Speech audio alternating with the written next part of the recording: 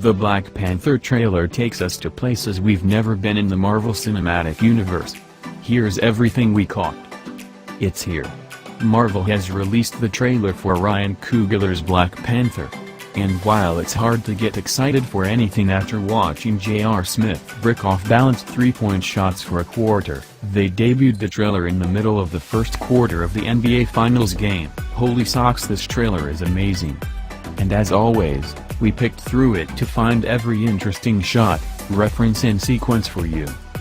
But first, maybe you should watch the trailer if you haven't already because, as we just mentioned, it rules.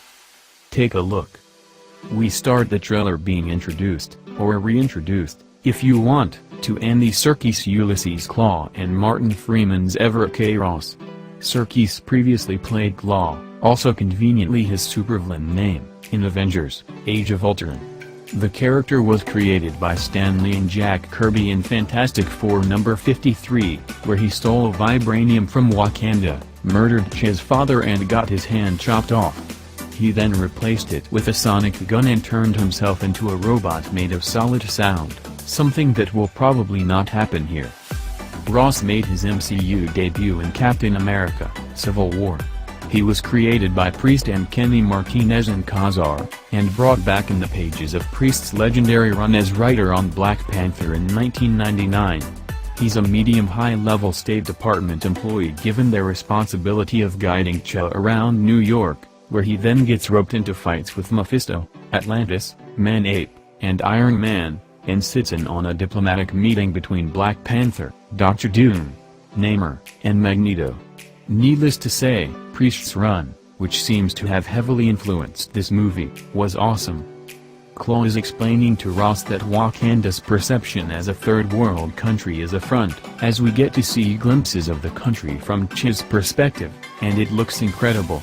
The visuals seem to draw strong influence from Ta-Nehisi Coates' first two arcs on Black Panther, which have set the status quo for Wakanda and the rest of the Marvel Universe.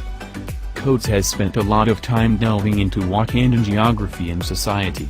It's a hyper-advanced, with diverse cultures and a deep connection to the geography.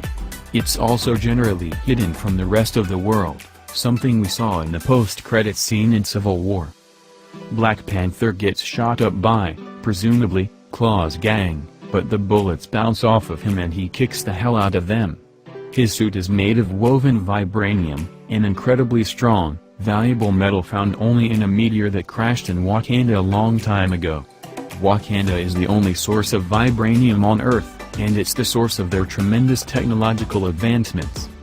Hey, you know how badass Makan is? Multiply that by 1,000,000.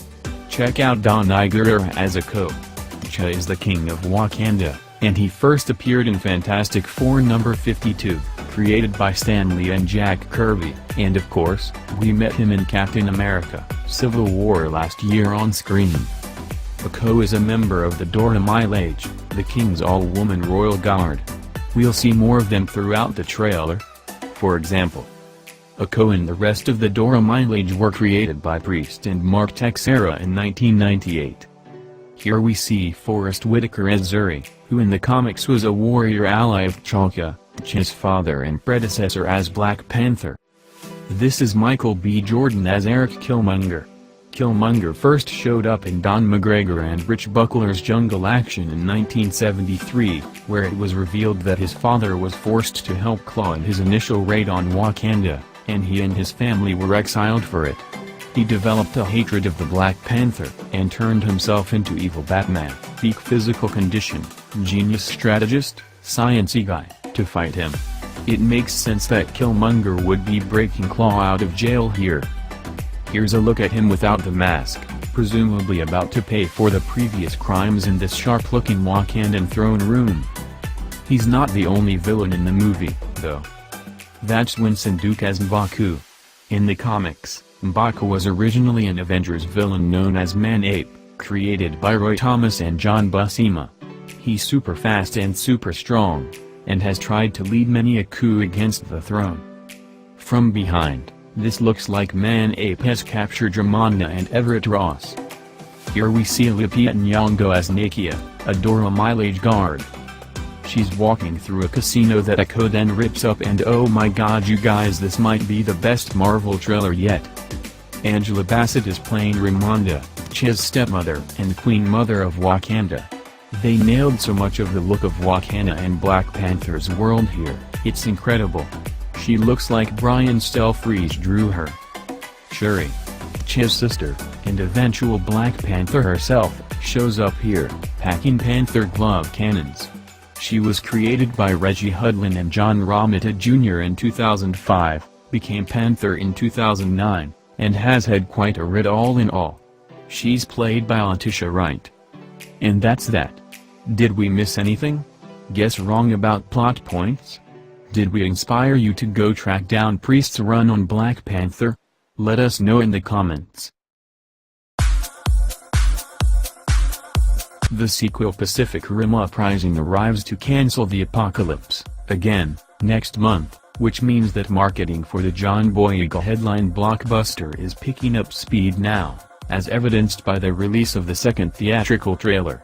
Whereas his on-screen father, Idris Elba's Stacker Pentecost, was a supporting player in the original Pacific Rim, Boyega's Jake Pentecost has served as the face of the trailers, posters, and TV spots for Uprising, and appears to be the main protagonist of the movie itself.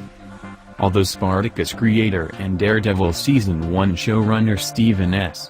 DeKnight is holding the directing reins on the Pacific Rim sequel instead of Guillermo del Toro, he and his team of writers are embracing the same concept of an unified front of international Jaeger pilots setting their differences aside to team up and protect the planet from gigantic monstrous Cages, which was the very basis for del Toro's original film.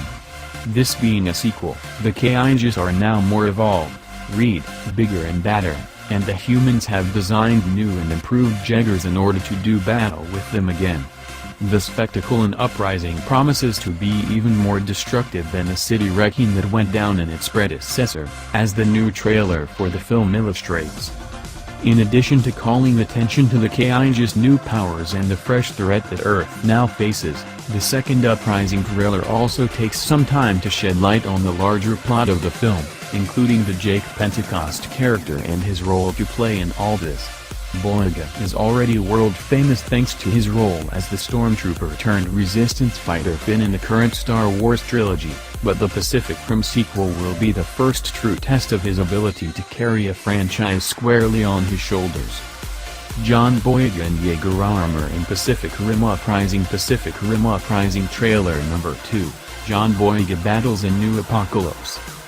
Fortunately, as Boyega told Empire magazine, DeKnight allowed him the freedom to inject more of himself into the role of Jake Pentecost, and ensure that the character is a far cry from the lovably scrappy hero that Boyega is known for playing in a galaxy far, far away. Reprising her role from the first Pacific Rim in the sequel is Rinko Kikuchi as a now 10 years older Mako Mori, with Charlie Day and Bern Gorman also back to once again bounce off the walls as the Kaiju-obsessed scientists Dr. Newton Geisler and Dr. Herman Gottlieb, respectively. Meanwhile, joining Boyega as the members of the new generation of Jaeger pilots are Scott Eastwood as Jake's old pal Nate Lambert and Kaylee Spenny as computer hacker Amar Nemani, along with Adria Arjona, Emerald City, and Tianjong, Kong, Skull Island, as newcomers Jules Reyes and Lai Wen Xiao.